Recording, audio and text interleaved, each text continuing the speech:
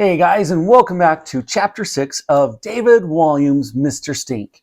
Now, if you're enjoying Mr. Stink, there are also other books by this same author.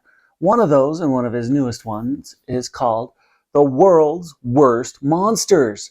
Now, we will be doing some of the world's worst children this year. Maybe for Halloween, we might sneak in one of the world's worst monsters. We'll have to see.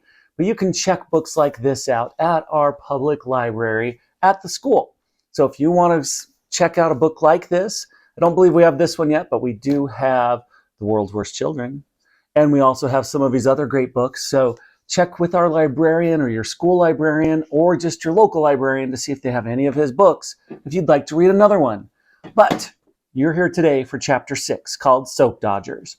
Now, it's important for you to pay attention so that you can answer questions at the end and do the activities.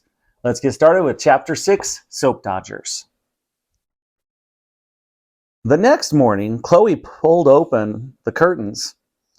Why was there a giant O and a giant V stuck to her window? She went outside of her dressing in her dressing gown to investigate. Vote Crumb was spelled out in giant letters across the windows of the house. Elizabeth the cat pattered out with the rosette emblazoned with the words, Crumb for MP, attached to her jewel-encrusted collar. Then Annabelle came skipping out of the house with an air of self-congratulatory joy. That was instantly annoying. Where are you going? Asked Chloe. As her favorite daughter, Mother has entrusted me with the responsibility of putting these leaflets through every door in the street. She's standing to be a member of Parliament, remember? Let me see that, said Chloe, reaching out to grab one of the leaflets. The two Waring sisters had long since dispensed with please and thank you. Annabelle snatched it back. I'm not wasting one on you, she snarled. Let me see. Chloe pulled the leaflet out of Annabelle's hand. There was some advantages of being the older sister. Sometimes she could use brute force.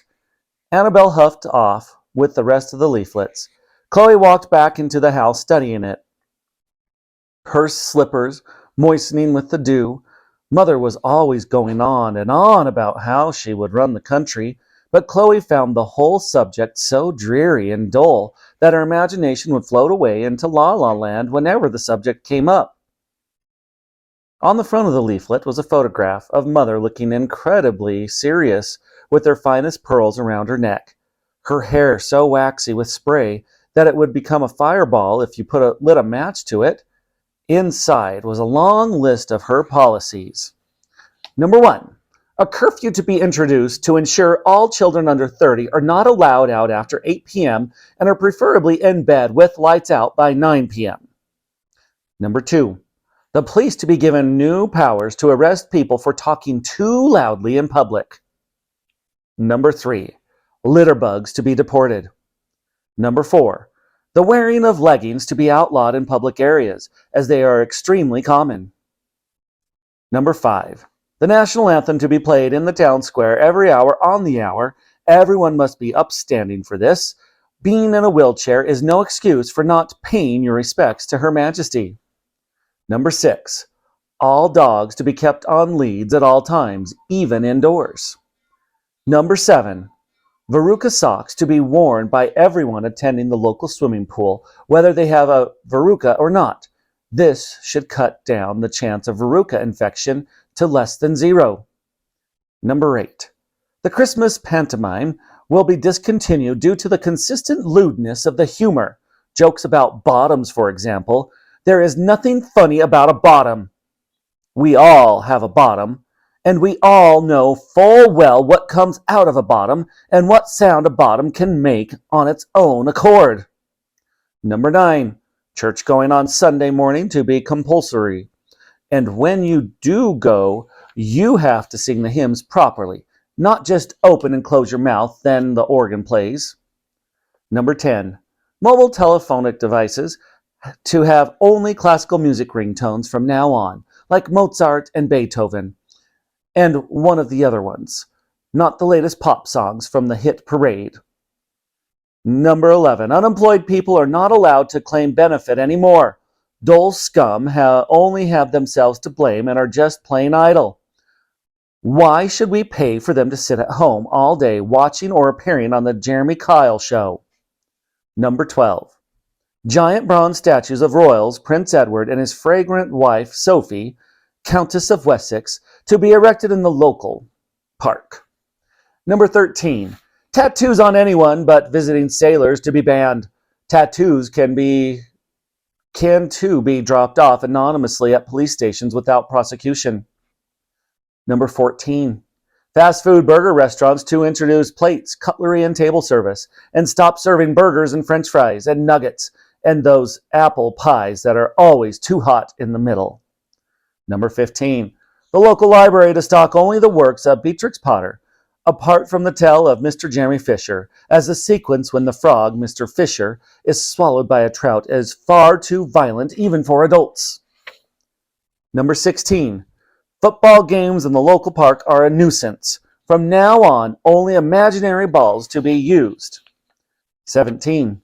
Only nice films to be offered for rental in Blockbuster. That is to say, films about posh people from the olden days who are too shy even to hold hands. Number 18. To combat the growing problem of hoodies, all hooded tops to have the hoods cut off. 19. Video games rot the brain. Any video games or computer games or console games or whatever the stupid things are called to be played only between 4 p.m. and 4:01 p.m. daily. Number 20. Finally, all homeless people or soap dodgers are to be banned from our streets. They are a menace to society, and more importantly, they smell. Chloe slumped down on the sofa when she read these last sentences. There was a loud squeak as she did so. Mother had insisted on keeping on the plastic covers on the sofa and armchair had arrived in, so as to keep them immaculate. They were indeed still immaculate, but it meant your bum got really hot and sweaty. What about my new friend Mr. Stink, Chloe thought. What's going to happen to him? And what about the Duchess? If he is banned from the streets, where on earth is he going to go? And then, a moment later, wow, my bum is getting incredibly hot and sweaty. She chafed her way sadly back up the stairs to her room. Sitting on her bed, she stared out the window.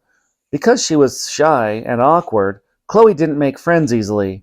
Now her newest friend, Mr. Stink, was going to have to leave the town. Maybe forever. She stared out through the glass at the deep blue, endless air. Then, just before her eyes lost focus, the infinite sky of nothing. She looked down. The answer was at the end of the garden, staring back at her. The shed. And that, my friends, is going to do it for Chapter 6. Now, you have some activities to do. They're very short. You should get through them in no time. But do your best work. Always do your best work. Don't rush through. Do your best. Make sure that you finish them all the way. And we'll see you next time for Chapter 7, A Bucket in the Corner